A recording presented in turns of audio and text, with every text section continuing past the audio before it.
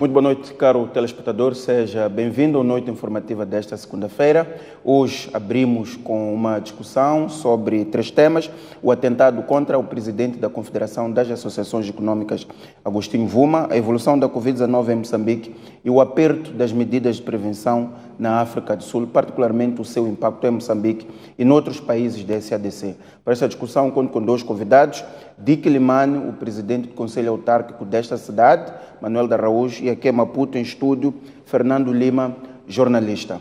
Começo com Manuel de Araújo, a partir de Limane. Muito boa noite, Manuel de Araújo. Vamos começar pelo atentado contra o presidente da Confederação das Associações Econômicas. Qual é o seu comentário em relação a este atentado que chocou o país no sábado? Boa noite, Mucipo. Boa noite, telespectadores da STV. Em primeiro lugar, a minha solidariedade à vítima e à sua família e também à Confederação das Associações Econômicas de Moçambique por este bárbaro atentado à sua vida. Em primeiro lugar, é preciso notar que este não é um atentado único, portanto, vem no quadro de vários atentados que têm acontecido no nosso país. Já tivemos aqui o atentado de vários académicos, de alguns políticos, mas o caso insólito aqui é, de facto, aquilo que tem a ver com a filiação, digamos, partidária da vítima desta. Digamos que é a primeira vez que alguém ligado ao partido no poder, alguém que é membro da Assembleia da República, portanto, deputado da Assembleia da República pela bancada parlamentar do partido no poder e, portanto, que concomitantemente ocupa a função de presidente da Confederação das Associações Econômicas.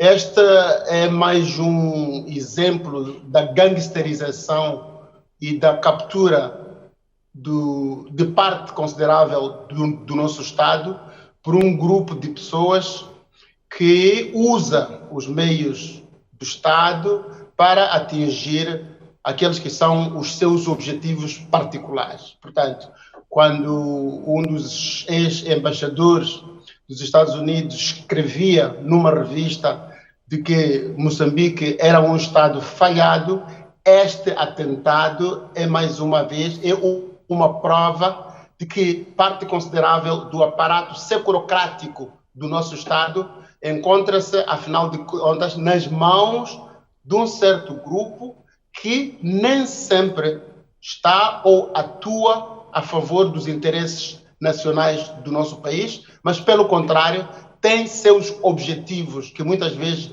são obscuros e vão contra aquilo que é o interesse nacional. Ora, este caso, como eu dizia, para além da característica a que me referi antes, tem uma outra característica, que foi o facto foi o modus operandi deste atentado. Em primeiro lugar, notou-se alguns dias antes uma tentativa de assassinato de caráter da vítima, portanto, uma tentativa de legitimar o que viria a acontecer.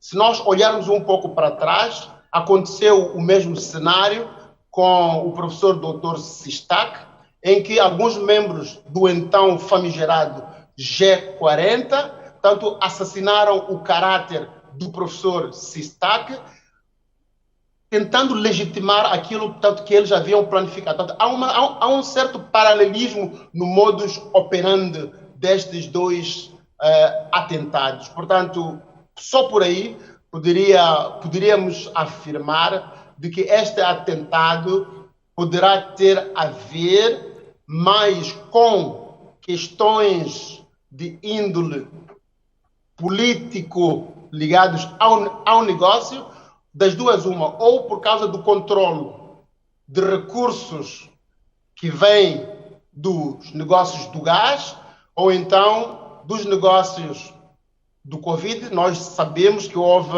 várias tranches que foram libertas para o apoio do nosso empresariado. Pode acontecer que haja grupos que não estejam satisfeitos com a forma como esses recursos estão a ser distribuídos, ou então, como dizia antes, poderá ter a ver com a distribuição de recursos no que se refere aos negócios que têm a ver com o gás. Portanto, ainda é muito cedo para nós podermos tirar conclusões, mas... Exato. Manuel de Araújo, voltaremos a si daqui a nada. Fernando Lima, o seu comentário em relação a este aspecto. Há um elemento que levanta Manuel de Araújo: negócios e política, embora ainda seja muito cedo, podem ter influenciado este atentado. Bem, eu penso que é prematuro fazer conjecturas em relação a estes aspectos, nomeadamente sobre os recursos do gás e sobre a distribuição de auxílios do Covid-19. Não há qualquer linha conectora neste momento que possa sugerir uma situação desta natureza. De qualquer forma, uma grande parte da intervenção do Manuel de Araújo é muito válida e, nomeadamente, quando se refere à questão da multiplicidade de indivíduos que têm sido alvo de atentados.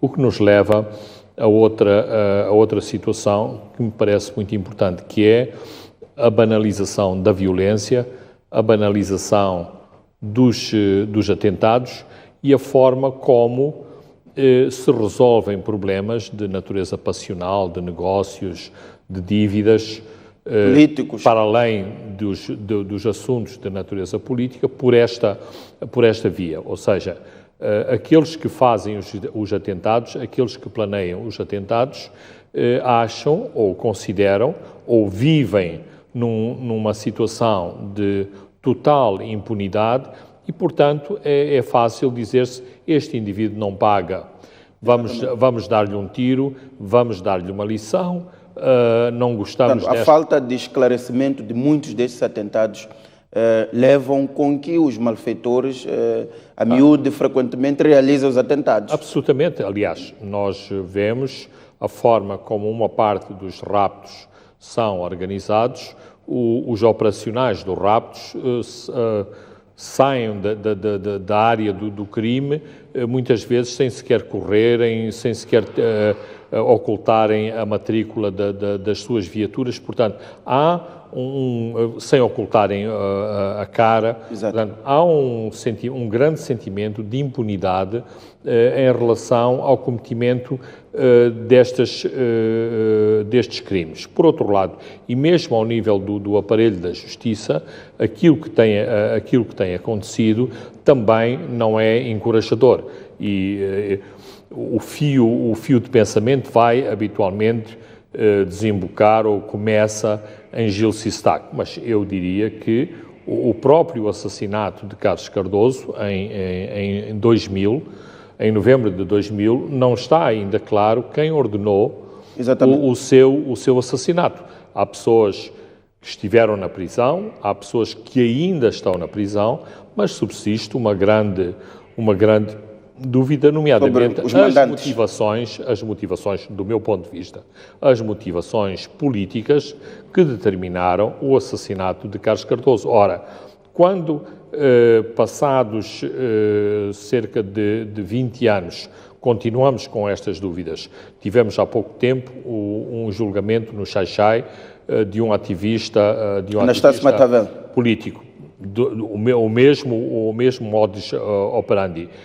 Foram punidos com sentenças pesadas aqueles que são os autores materiais do seu assassinato, mas persistem todas as dúvidas, mas todo o julgamento foi orquestrado por forma a afastar interrogações embaraçosas de quem teria dito aos polícias para assassinar este senhor. Portanto, há todo um clima induzido para que mais e mais crimes desta natureza ocorram e que cheguemos a um ponto que nem sequer ninguém fica surpreendido com este tipo de situações. Portanto, não há elementos de dissuasão, quer de natureza política, quer de natureza prática, em termos da operacionalidade das nossas polícias de investigação, para que aqueles que organizam e executam estes crimes pensem duas vezes se vale ou não vale a pena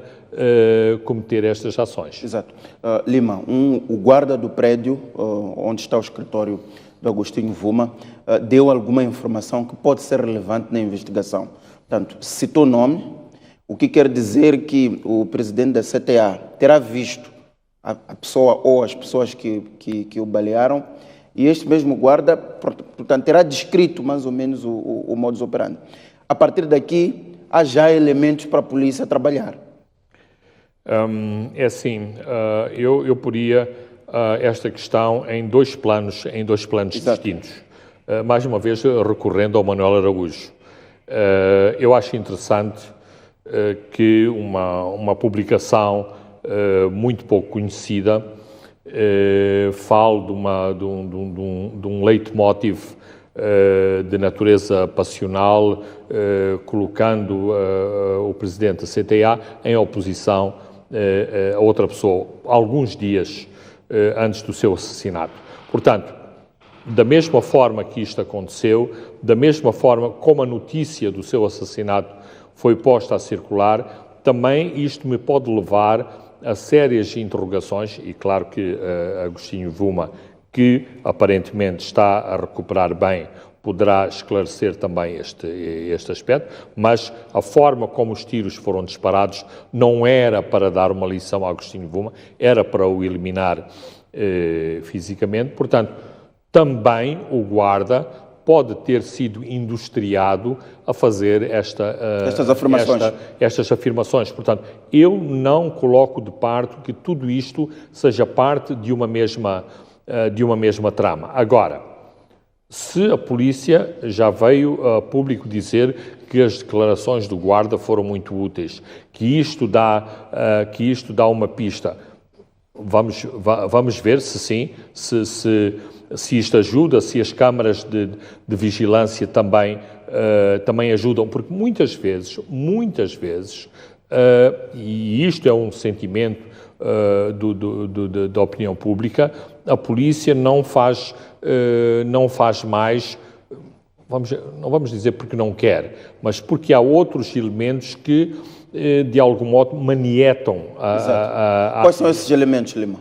Bem, nomeadamente a forma como uma parte do crime organizado atua no país. Por exemplo, extrapolemos para a área das drogas. Conhecemos mais alguém para além daquelas senhoras que trazem as drogas do Brasil ou que fazem trânsito na África do Sul para Maputo para depois a droga voltar a entrar na África do Sul? Mesmo as pessoas que são apanhadas com drogas na África do Sul, praticamente não conhecemos estas pessoas. Estas pessoas fazem parte de cartéis que têm chefes, que têm líderes, sejam eles de nome Fuminho ou tenham outros nomes, que tenham ligações com a nossa nomenclatura política ou económica ou não tenham. Mas nós ficamos por aquelas senhoras que ficam na cadeia da Machava, algumas são brasileiras, outras são sul-africanas, outras são mesmo moçambicanas, e, agora,